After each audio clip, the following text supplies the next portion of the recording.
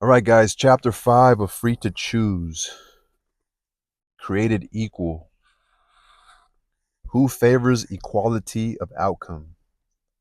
Who favors equality of outcome? There is little support for the goal of equality of outcome despite the extent to which it has become almost an article of religious faith among intellectuals and despite its prominence in the speeches of politicians and the preambles of legislation. The talk is ballied alike by the behavior of government, of the intellectuals who most ardently espouse egalitarian sentiments, and of the public at large. For government, one obvious example is the policy toward lotteries and gambling.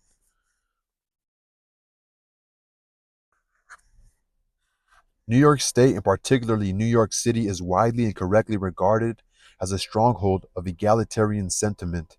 Yet the New York State government conducts lotteries and provides facilities for off track betting on races.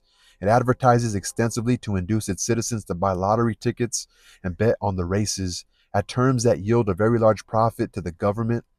At the same time, it tries to suppress the numbers game, which, as it happens, offers better odds than the government lottery, especially when account is taken of the greater ease of avoiding tax on winnings. Great Britain, a stronghold, if not the birthplace of egalitarian sentiment, permits private gambling clubs and betting on races and other sporting events. Indeed, wagering is a national pastime and a major source of government income.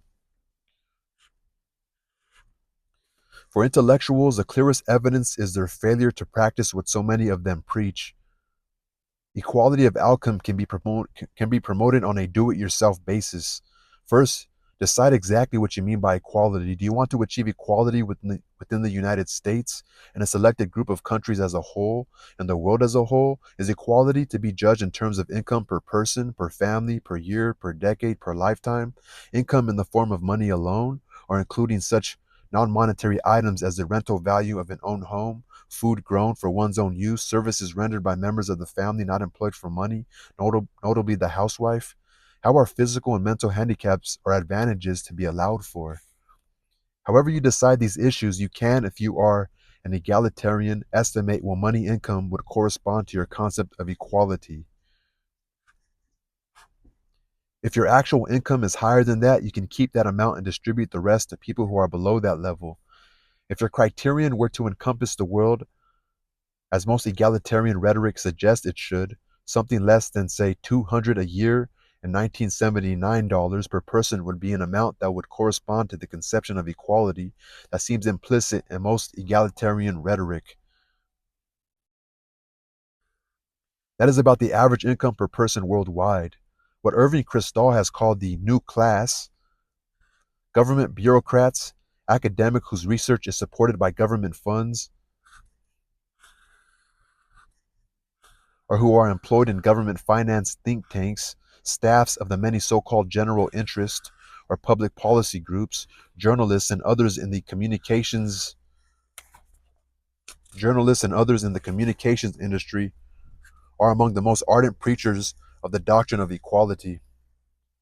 Yet they remind us very much of the old, if unfair, Yet they remind us very much of the old, if unfair, saw about the Quakers. They came to the New World to do good and ended up doing well.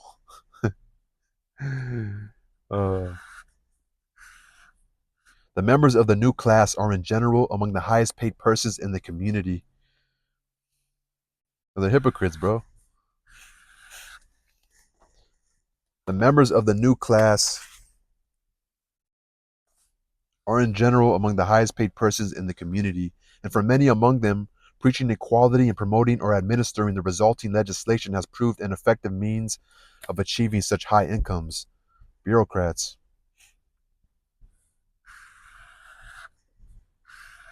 All of us find it easy to identify our own welfare with the welfare of the community. Of course, an egalitarian may protest that he is but a drop in the ocean, that he would be willing to redistribute the excess of his income over his concept of an equal income if everyone else were compelled to do the same. I'm for it, but not until everybody's down for it. On one level, this contention that compulsion would change matters is wrong. Even if everyone else did the same, his specific contribution to the income of others would still be a drop in the ocean. His individual contribution will be just as large if he were the only contributor as if he were one of many. Indeed, it would be more valuable because he could target his contribution to go to the very worst off among those he regards as appropriate recipients. On another level, compulsion would change matters drastically, like forcing people to do it. The kind of society that would emerge if such acts of redistribution were voluntary is altogether different, and by our standards, infinitely preferable to the kind that would emerge if redistribution were compulsory. Persons who believe that a society of enforced equality is preferable can also practice what they preach.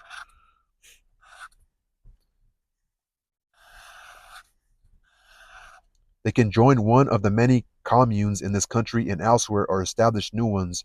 And of course, it is entirely consistent with the belief in personal equality or equality of opportunity and liberty that any group of individuals who wish to live in that way should be free to do so. In the same way, people are choosing to have personal equality or equality of opportunity and liberty, those who want to do that other thing can do the same. Our thesis that support for equality of outcome is word deep, receives strong support from the small number of persons who have wished to join such communes and from the fragility of the communes that have been established.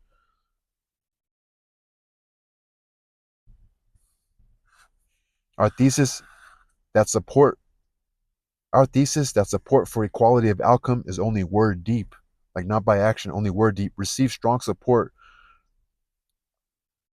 So he's saying like even the ones that are actually living that way support what we're saying. So our thesis that support for equality of outcome is only word deep, receives strong support from the small number of persons who have wished to join such communes and from the fragility of the communes that have been established. Egalitarians in the United States may object that the fewness of communes and their fragility reflect the opprobrium that a predominantly capitalist society visits on such communes and the resulting discrimination to which they are subjected. He said their excuse is going to be, oh, capitalists try to shut them down, but capitalists just want to live their lives. That's what he's arguing. That may be true for the United States, but as Robert Nozick has pointed out, there is one country where that is not true, where on the contrary, egalitarian communes are highly regarded and prized. That country is Israel. The kibbutz played a major role in early Jewish settlement in Palestine and continues to play an important role in the state of Israel. A disproportionate fraction of the leaders of the Israeli state were drawn from the kibbutzim. Far from being a source of disapproval, membership in the kibbutz confers social status and commands approbation. Everyone is free to join or leave a kibbutz. A kibbutzim and kibbutzim have been viable social organizations, yet at no time, and certainly not today, have more than about 5% of the Jewish population of Israel chosen to be members of a kibbutz. That percentage can be regarded as an upper estimate of the fraction of people who would voluntarily choose a system enforcing equality of outcome in preference to a system characterized by inequality, diversity, and opportunity.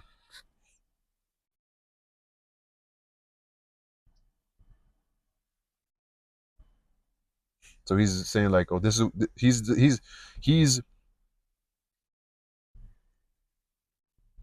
qualifying how they see equality of opportunity, inequality, diversity, and opportunity.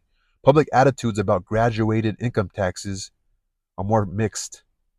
Recent referenda on the introduction of graduated state income taxes in some states that do not have them and on an increase in the extent of graduation in other states have generally been defeated. On the other hand, the federal income tax is highly graduated, at least on paper, though it also contains a large number of provisions, loopholes that greatly reduce the extent of graduation in practice. On this showing, there was at least public tolerance of a moderate amount of redistributive taxation.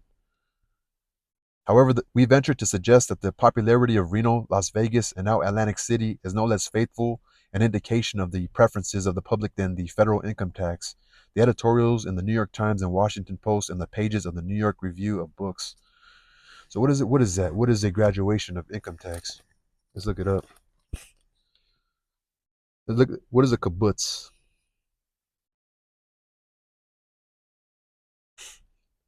A kibbutz, a communal living situation in Israel where people work and live together in a non-competitive environment.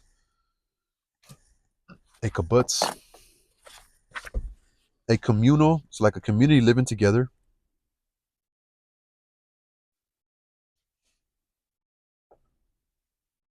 A non-competitive community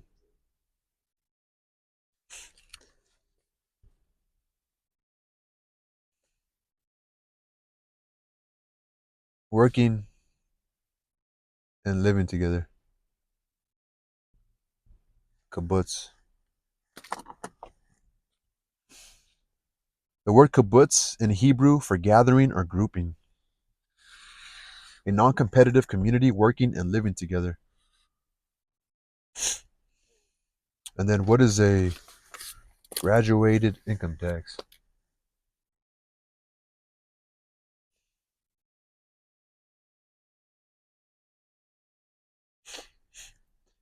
The graduated or progressive income tax system is a structure where the tax rate increases as the taxable amount increases. Okay, so a graduated income tax is the same as a progressive income tax. Graduated tax equals progressive tax. So you get taxed more the more you make. So anyway, peace.